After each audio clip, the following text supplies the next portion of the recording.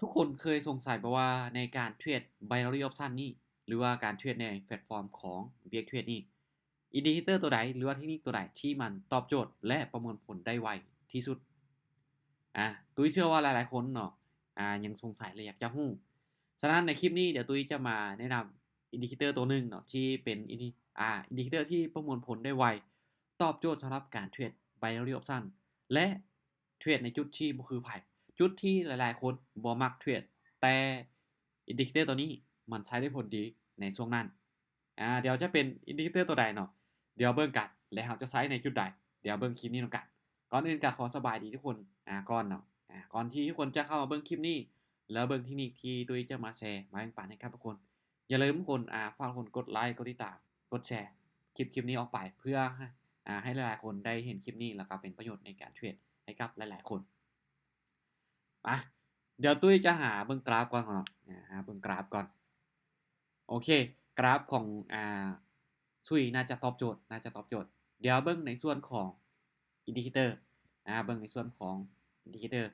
สำหรับอินดิเคเตอร์ของดาจะเป็นในเรื่องของ net volume เป็น net volume นะ T E T N E T เห็นป่ะ net volume กดมาเลยปุ๊บเดี๋ยวตุ้ยจะเอาวอลลุ่มออกก่อนเนาะตุ้ยจะใช้แต่ net volume เท่านั้นตุ้ยจะปรับให้มันใหญ่เลยตั้งค่ามันเป็นเส้นใหญ่ให้ทุกคนเบิ่งได้ชัดเจนแล้วก็จะเปลี่ยนสีเป็นสีขาวเพราะเนาะมันจึงจะเห็นได้ชัดหรือว่ามา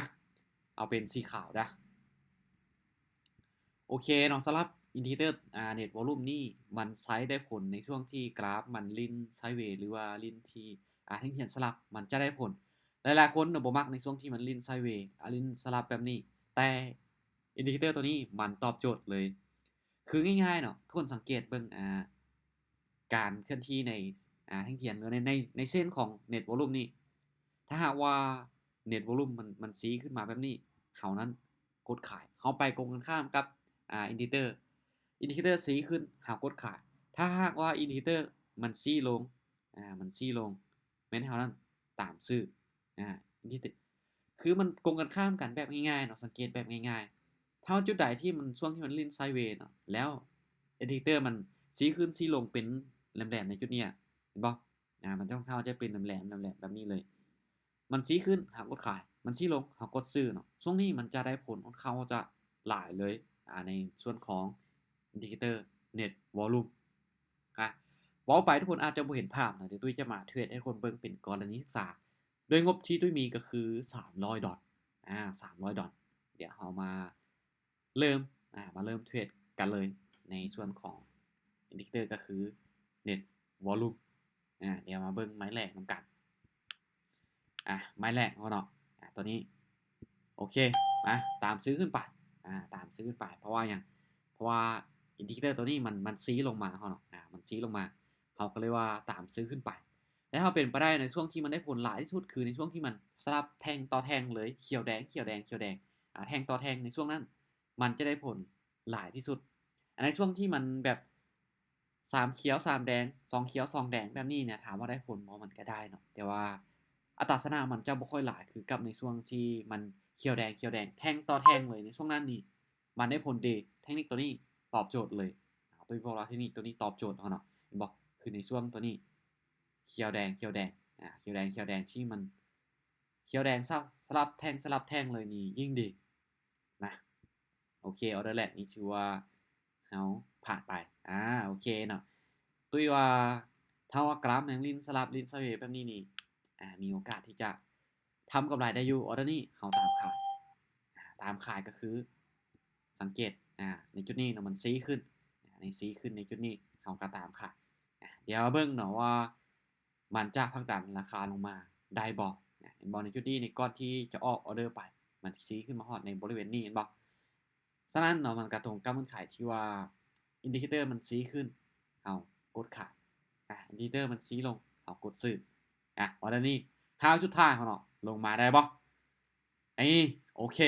สวยนี่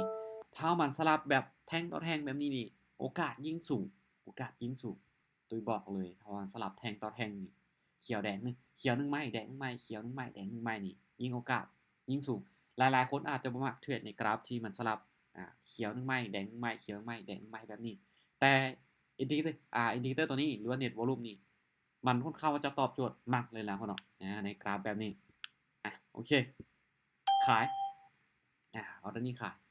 ก็คือตัวนี้มันซี้ขึ้นเห็นบ่มันซี้ขึ้นเฮาก็ตามขายเดี๋ยวมาเบิ่งกันเพราะว่าเราจะทำกำไรหรือ profit ไปได้หลายน้อยส่ำใดด้วยต้นทุนก็คือ$300เน็ตอยากซ่าเขาเนาะเน็ตยังมีปัญหาหน่อยนึงโอเคแต่ว่าเริ่มกลับมาแล้วบ่แก็บลงมางามๆนี่ก็ถือว่าตอบโจทย์ดีในช่วงที่มันลิ้นไซด์เวย์ช่วงที่มันลิ้นไซด์เวย์ช่วงที่มันเป็นเทรนด์มันอาจจะบ่ได้ผลได้สำหรับอินดิเคเตอร์ตัวนี้เนาะอินดิเคเตอร์ตัวนี้มันจะแปลกและมันจะบ่คือไผก็คือที่ตุ้ยได้บอกไปว่ามันเทรดในช่วงที่หลายๆคนบ่มักเทรดเทรดในช่วงที่หลายๆคนบ่มักเทรดมาโอเคบ่มันเริ่มจะแบบมันบ่ชัดเจนพอเนาะตัวนี้มันชี้ขึ้นอยู่แต่ว่ามันบ่ชัดเจนมันบ่เป็นแหลมๆแดงๆแบบนี้เนาะฉะนั้นแต่ว่าตุ้ยจะลองออกเบาๆให้ทุกคนเบิ่งอันนี้ขายอีกทีนึงเพราะว่าตัวนี้มันยังชี้ขึ้นอยู่พอเนาะมันยังชี้ขึ้น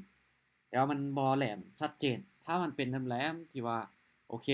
ปึ๊บมันแหลมแบบนี้ชัดเจนเลยนี่โอเคแต่อันนี้เป็นนี่คือมันบ่ชัดเจนเดี๋ยวตุ้ยออกเลยทุกคนเบิ่งเป็นกรณีศึกษาว่าในจุดใดเราที่จะควรออกออเดอร์จุดใดที่บ่ควรออกออเดอร์ออเดอร์นี้น่าจะลงมาบ่ได้พอเนาะตุ้ยว่าน่าจะลงมาบ่ได้สังเกตเบิ่งแล้วโอเคโอเคบอท่อแท่งตัวนี้มันแท่งเขียวตัวนี้ปิดเป็นเขียวแล้วอินดิเคเตอร์มันชี้ลงมาแหลมแบบนี้เลยนี่ยิ่งมันติดกับตัวอดีตของมันหลายเท่าไหร่ยิ่งโอกาสที่มันจะได้ผลนี้ดีแต่ถ้ามันห่างจากอดีตของมันนี่มันมีโอกาสที่จะผ่านอยู่บอลในช่วงไหนที่มันชี้แล้วมันติดกันแบบนี้นี่มันได้ผลเห็นบ่ช่วงมันติดกันหลายเท่าไหร่ยิ่งมันได้ผลมาปั๊มเงินได้โอเคออเดอร์นี้บ่ทันพุ่นเนาะมัวแต่เบิ่งอดีตหลายเกินไปเห็นบ่มันชี้ลงมาปึ๊บเอาน้ำตาลซื้อขึ้นไปเห็นบ่ในจุดนี้โอ้เสียดายพุ่นเนาะบ่ทันบ่ทันบ่เป็นหยังเพราะว่าเบิ่งอดีตหลายเกินไปเบิ่งอดีตแล้วก็อธิบายในอดีตที่ผ่านมาก็เลยว่าปรับเงินแน่แล้วก็กดออกออเดอร์บ่ทันโอเคบ่ทันลงมาได้บ่ตึ๊บขึ้นไปได้เฉยพ่อเนาะถือว่าได้ผลพ่อเนาะได้ผลในช่วงนี้ก็ได้ผลดีเลยล่ะตอนนั้นก่อนหน้านี้บ่ได้ออกไปหรือว่ากดไปแล้วบ่ทันนั่นเองพ่อเนาะอา โอเคเบิ่งออเดอร์นี้ถ้าออเดอร์นี้มันซี้ลงมาแบบนี้นี่แน่นอนเขาจะไปทางใดเขาจะกดไปทางใดทุกคนหวังว่าจะฮู้เนาะเพราะว่าตุ้ยก็อธิบายไปละเอียดแล้วอธิบายไปละเอียดแล้วโอเคออเดอร์นี้เชื่อมั่นว่าทันเชื่อมั่นว่าทันพ่อเนาะไปอยู่ที่60ดอทออเดอร์นี้ไปที่60ดอทเห็นบ่เบิ่งเนาะมันจะขึ้นงามๆให้เฮาได้บ่ในที่นี้ของอินดิเคเตอร์ตัวนี้ net volume นี่มันจะตอบโจทย์หลายน้อยส่ำใดตอบโจทย์ให้เฮาหลายน้อยส่ำใดถือว่าตอนนี้เนาะแห่งซื้อขายคือว่าพยายามผลักดันแล้วก็ต่อสู้กันอยู่พ่นเนาะแต่ว่าเบิ่งกันสุดท้ายแล้วอินดิเคเตอร์เทคนิคของเฮาจะได้ผลส่ำใดโอเคนี่กำไรไปงามๆพ่นเนาะงบ300ก็ได้มาแล้ว100กับ1ดอท100กับ1ดอทเดี๋ยวไปต่อซึ่งจะเทรดให้คนเบิ่งเป็นกรณีศึกษาเอาเนาะทุกคนเบิ่งแล้วสามารถนำเอาไปปรับใช้ได้ตุ้ยก็ได้บอกเลยว่าจุดใดที่เฮาเข้าออเดอร์มันจะได้ผลหลายทุกคนก็ลองเอาไปปรับใช้เบิ่งคลิปนี้แล้วก็ลองเอาไปเทรดเบิ่งก็ได้เนาะออเดอร์นี้ขายโอเคทันออเดอร์นี้ทันได้ซึ่งแน่นอนสาเหตุที่ขายก็อินดิเคเตอร์มันยังซี้ขึ้นไปเห็นบ่อินดิเคเตอร์ตัวนี้มันซี้ขึ้นไปนะครับก็ตามขาลงมาซี้ขึ้นไปก็ตามขาลงมาเบิ่งกันว่ามันจะลงมาให้เฮาได้หรือบ่ในแท่งนี้เนาะในอินดิเคเตอร์ที่มันซี้ขึ้นไปซี้ขึ้นไปเฮาก็ขาลงมาตึ๊บโอเคสวยนี่ได้ผลเนาะป๊าดบอกเลยว่าตึงเทคนิคนี้เนาะถ้าทุกคนใช้ถูกจุดนี่จุดที่หลายๆคนบ่อยากเทรดแต่เทคนิคตัวนี้สามารถทำกำไรจากตลาดได้ ถือว่างามๆพ่อเนาะงามๆทุกคนลองเอาไปปรับใช้ลองเบิ่งเด้อสำหรับเทคนิคตัวนี้เนาะถือว่างบ100กำไรมานี่โอ้งามพ่อเนาะกำไรงามทุกคนลองเอาไปปรับใช้ลองเบิ่งเนาะบ่ต้องเชื่อตุ้ยก็ได้เอาไปปรับใช้ลองเบิ่งอะอีก1ออเดอร์นี่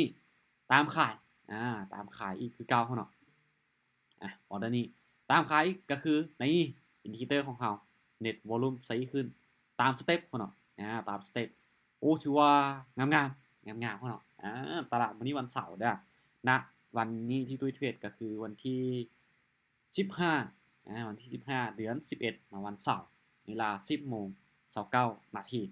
ไอ้เบิ่งพ่อเนาะไอ้กินเต็มสวยเห็นบ่ถือว่ากำไรมาแล้ว$196โดยต้นทุนที่มีถือว่าเป็นเทคนิคที่ตอบโจทย์หลายสำหรับการเทรด binary option ของเราในช่วงที่มันลิ้นรูปแบบของแท่งเทียนสลับนี่ตอบโจทย์เลยทุกคนบ่เฝ้าเชื่อตุ้ยก็ได้ทุกคนลองเอาไปเว็บไซต์ลองเอาไปสังเกตในตลาดตัวจริงด้วยตัวเองทุกคนจึงจะรู้เนาะแต่อย่าลืมที่ตุ้ยบอกว่าเทรดในช่วงที่กราฟมันเป็นแบบใดช่วงที่กราฟมันลิ้นสลับแท่งเทียนรอท่าช่วงที่ไซด์เวย์เท่านั้นเนาะมันจึงจะได้ผลดีช่วงที่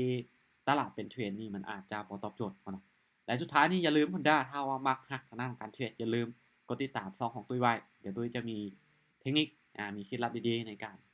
ทำกำไรมาแบ่งปันให้กับทุกคนอีกแน่นอนเนาะสำหรับคลิปนี้บ๊ายบายเด้อ